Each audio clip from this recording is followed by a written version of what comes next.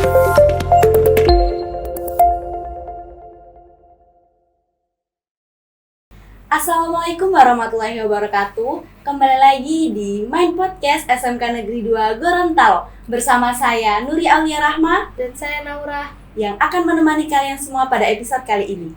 Nah, pada kesempatan kali ini kita akan membahas tentang tema makna menumbuhkan jiwa nasionalisme di lingkungan sekolah dalam rangka mencegah bangkitnya G30 SPKI di NKRI.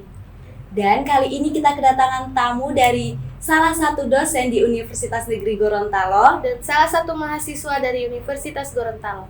Mungkin sekiranya Ibu bisa memperkenalkan diri kepada sahabat. Ya, terima kasih. Assalamualaikum warahmatullahi wabarakatuh. Selamat siang, salam sejahtera untuk kita semua. Saya Profesor Dr. Sayama Malabar MPD, dosen Universitas Negeri Gorontalo, khususnya jurusan Pendidikan Bahasa dan Sastra Indonesia, dan merupakan salah satu dosen pembimbing lapangan pada program PMS atau program mengajar di sekolah yang diprakarsai oleh UNG. Kebetulan ada 4 orang mahasiswa saya yang ditugaskan untuk melaksanakan kegiatan PMS dan PLP di SMK 2 Kota Gorontalo. Baik, terima kasih. Jadi perkenalkan, nama saya Fitrawati Abdullah.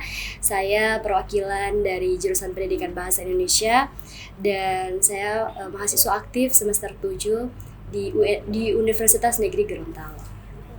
Baiklah, untuk kita, apa tujuan diadakan kegiatan ini di SMK Negeri 2 Gorontalo? Oke, baik, terima kasih kepada host yang sudah mempertanyakan apa tujuan dari kegiatan G30 SPKI. Sebenarnya program dari kegiatan G30 SPKI adalah salah satu program pertama mahasiswa yang kami jalankan di akhir bulan, khususnya di tanggal 30 September 2024. Mengapa kami memperingati G30 SPKI ini? Karena mengingat dengan adanya kegiatan ini itu bertujuan untuk mengenang jasa-jasa para pahlawan yang telah gugur, khususnya di medan perang kemarin. Jadi itu salah satu bentuk untuk meningkatkan rasa kepedulian kita mengenang para jasa pahlawan yang telah gugur di medan perang seperti itu. Dan salah satu di kegiatan ini kami mengadakan lomba-lomba dan juga ada tadi sudah ditampilkan drama dari mahasiswa PLP di mana siswa-siswa juga dapat melihat bagaimana kami memerankan di saat kami memerankan jadi para pahlawan, kemudian ada juga yang jadi penjajah. Jadi itu bisa meningkatkan lagi, bisa mengingat lagi rasa kepedulian untuk mengenang rasa kepedulian pada para pahlawan yang telah gugur seperti itu. Baiklah, kan kita ternyata ini sebagai tujuan mengenang kembali jasa para pahlawan. Iya, selanjutnya apa saja nilai-nilai nasionalisme yang penting untuk diajarkan di sekolah khususnya generasi saat ini?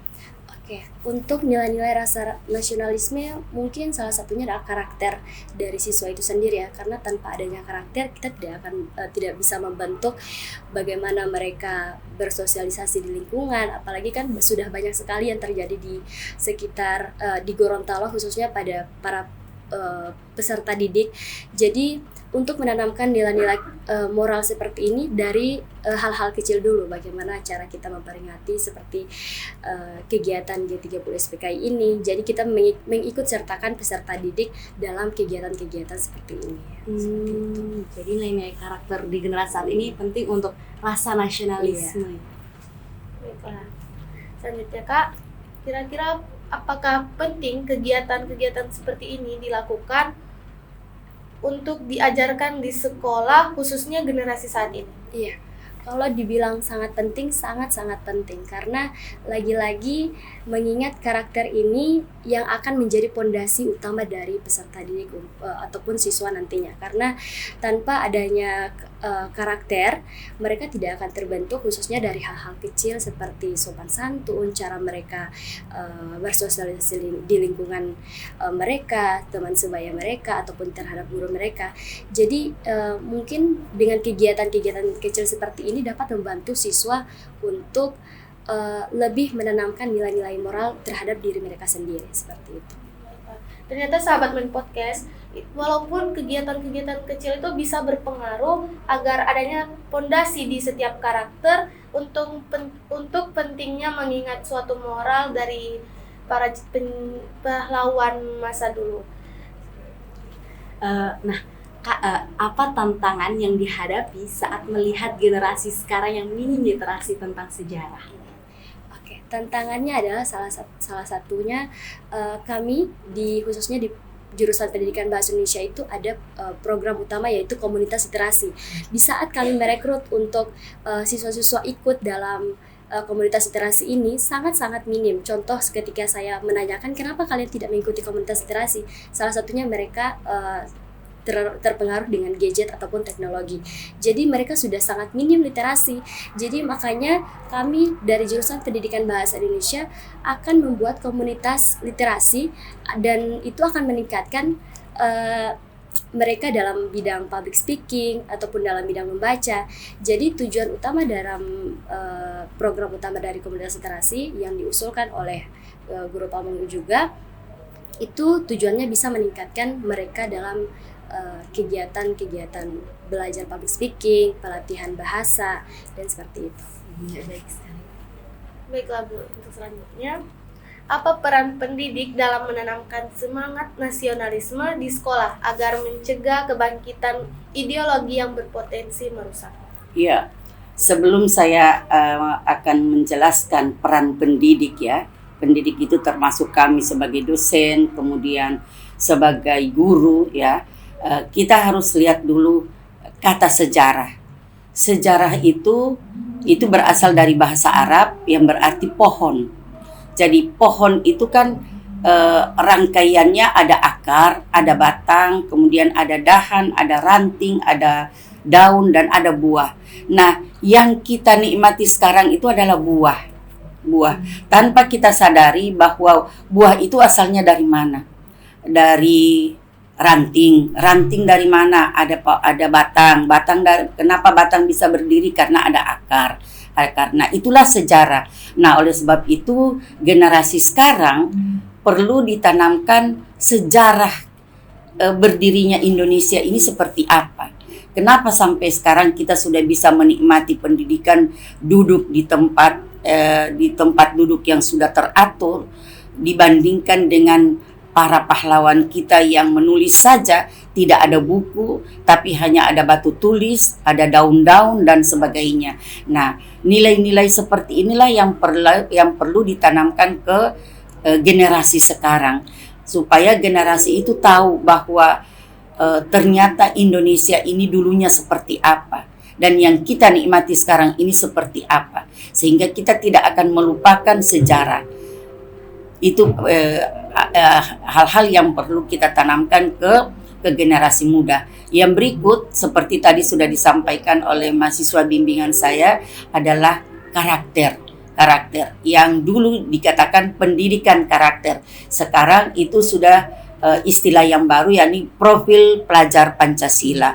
Nah, profil pelajar Pancasila itu ada beberapa profil yang harus dibentuk. Nah, ini juga kaitannya dengan sejarah yang kita sudah peringati itu.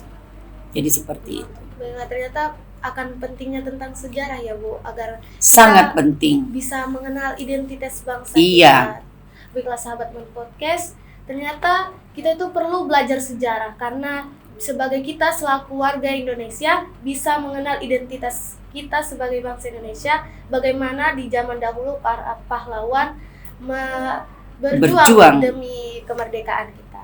Iya, baik. Nah, Ibu, dalam pandangan Ibu, bagaimana pengaruh media sosial terhadap pemahaman nasionalisme di kalangan remaja saat ini? Ya, terima kasih.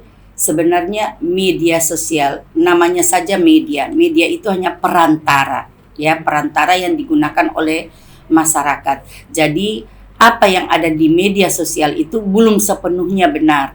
Tetapi kita harus filternya kita harus saring mana yang benar dan mana yang tidak benar. Nah, kadang-kadang kita itu termakan arus berita-berita media sosial, tetapi tanpa mencari tahu apa sesungguhnya. Nah, kemudian yang berikut, dengan adanya media, memang media sosial ini ada pengaruh negatifnya dan ada pengaruh sosial positifnya. Nah, pengaruh positifnya yang kita ambil. Nah, dengan adanya media sosial, para generasi muda itu bisa tahu, karena tadinya kita hanya membaca dari buku-buku. Nah, dengan adanya media sosial ini bisa diilustrasikan dalam bentuk gambar, dalam bentuk film dan sebagainya, sehingga generasi muda bisa tahu persis bagaimana perilaku penjajah pada saat itu dan bagaimana kompetensi dan perjuangan dari para pahlawan kita yang merebut kemerdekaan pada saat itu. Nah, tanpa media sosial itu tidak mungkin kita akan mengetahui hal-hal yang seperti itu. Jadi media sosial itu ada sisi positif dan Benar, ada negatifnya. Dan kita juga harus bisa pintar-pintar untuk memfilter agar tidak terjerumus yang ke hal negatif. Ada berita hoaks dan sebagainya. Ya.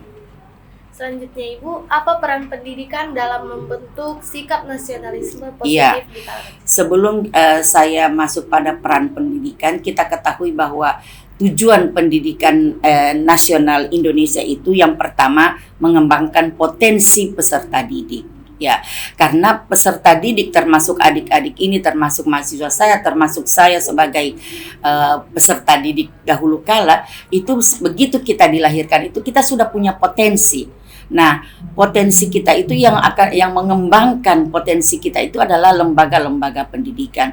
Sehingga tujuan pendidikan itu tadi sudah dikatakan sebagai untuk mengembangkan potensi peserta didik, membentuk watak dan peradaban bangsa. Jadi melalui bangku-bangku pendidikan, watak generasi muda itu dibentuk. Kalau dulu dibentuk melalui pendidikan karakter, sekarang dibentuk melalui profil pelajar Pancasila yang ada 6 itu ya. Yang pertama beriman dan bertakwa, berakhlak mulia, kemudian berkebinekaan, kemudian kreatif, gotong royong, mandiri, kritis, nalar. Nah, inilah yang perlu dikembangkan melalui pendidikan, karena tujuan pendidikan itu mengarah ke sana. Kemudian yang berikut, membentuk manusia yang berilmu, cakap, kreatif, dan mandiri. Nah, itulah sebabnya di dalam pendidikan ada 3 aspek yang harus dinilai, dibentuk. Yang pertama aspek sikap, kemudian pengetahuan dan keterampilan.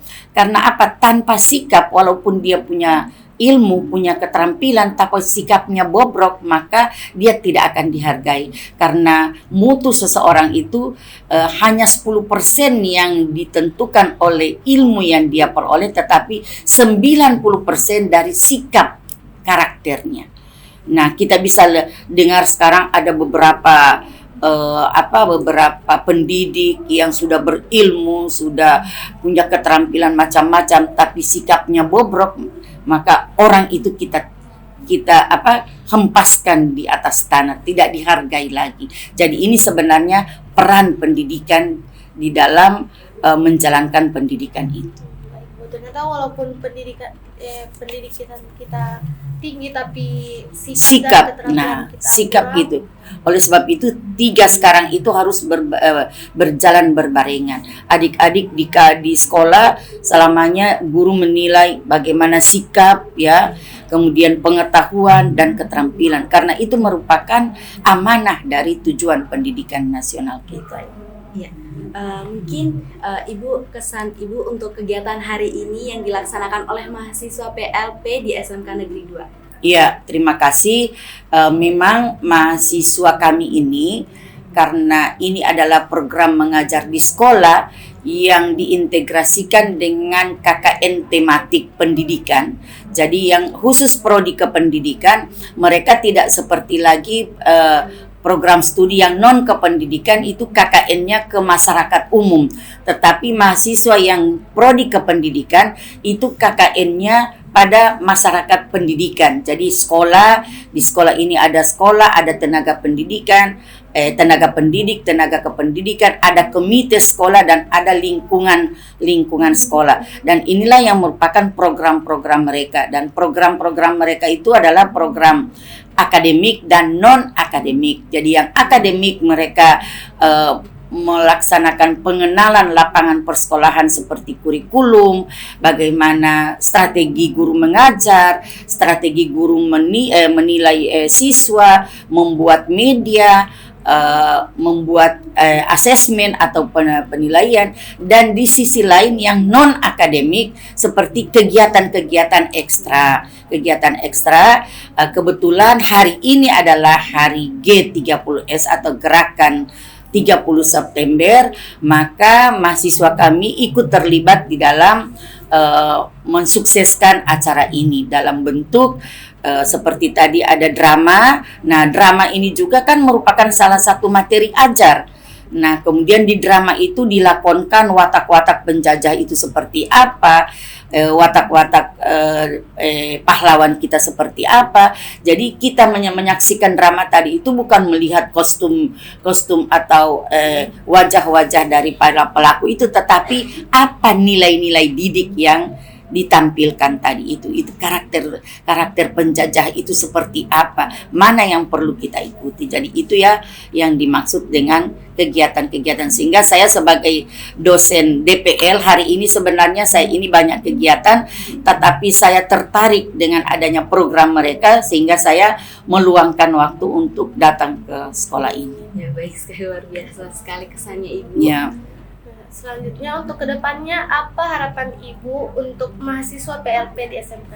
Iya, harapan saya karena mereka di sini 4 bulan saya sudah sampaikan juga tadi kepada kepala sekolah ya, kepada guru pamongnya, mohon mereka ini dibimbing karena kami sebagai perguruan tinggi ini kan istilahnya sebagai pabrik ya, yang memproduksi barang yang akan digunakan oleh konsumen kami itu sekolah.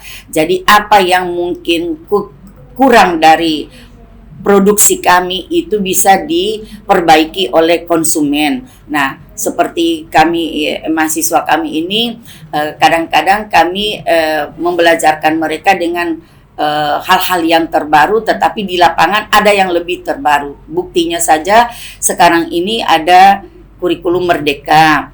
Jadi di sekolah itu sudah lebih diintensifkan kurikulum merdeka, kemudian ada P5 dan sebagainya. Nah, ini kan banyak yang mereka belum peroleh di bangku kuliah. Jadi inilah tempat mereka untuk belajar. Jadi belajar sehingga setelah mereka kembali ke kampus, mereka bisa menerapkannya itu dalam mata kuliah. Kemudian ini akan menyusun skripsi nanti untuk memperoleh sarjana. Jadi pengalaman, permasalahan yang mereka hadapi inilah yang menjadi embrio mereka untuk menyusun skripsi nanti. Jadi harapan kami sebagai dosen DPL, ikuti dengan sebaik-baiknya program sekolah, kemudian perhatikan bagaimana karakter peserta didik, bagaimana menangani karakter peserta didik yang di bawah, yang sedang, yang tinggi seperti apa. Nah, itulah yang menjadi pembelajaran bagi mereka. Ya, baik sekali. Ya, sahabat Main Podcast, itulah tadi perbincangan kita, sangat seru sekali bukan Laura? Ya, sangat seru, apalagi kita membahas tema ini dengan salah satu dosen dan salah satu mahasiswa dari Universitas Gorontalo. Ya, semoga apa yang disampaikan bisa menginspirasi dan bermanfaat untuk kita semua. Amin. Dan kami juga mengucapkan terima kasih untuk Terima Ibu sudah kasih meluangkan waktu dan sharingnya kepada sahabat. Iya, saya juga menyampaikan terima kasih. Alhamdulillah, adik-adik walaupun masih duduk di kelas berapa? Kelas 10. Masih duduk di kelas 10 lagi ya. Kelas 10 sudah bisa melaksanakan kegiatan mewawancarai kami. Insya Allah hal-hal yang seperti ini bisa dikembangkan ke depan. daripada kita Carlota di luar. Hal-hal yang seperti ini yang perlu dikembangkan. Ya, terima kasih. Baik, terima kasih Ibu. Ya, sahabat Main Podcast, itulah tadi kami undur diri. Wassalamualaikum warahmatullahi wabarakatuh. Waalaikumsalam warahmatullahi wabarakatuh.